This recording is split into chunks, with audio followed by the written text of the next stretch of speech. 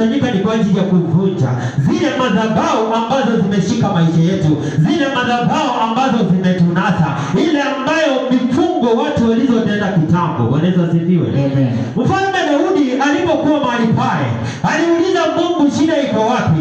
Wakamwambia, shida sio wewe, shida alikuwa ni Sauli. Bwana Yesu asifiwe.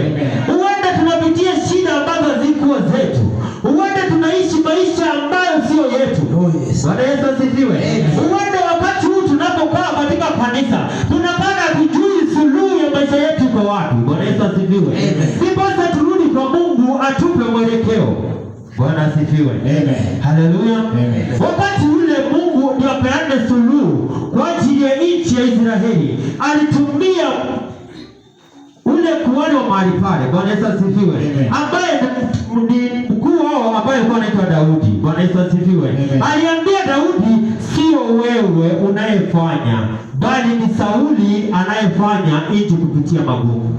Bwana Yesu asifiwe. Huenda jina uliloitwa wewe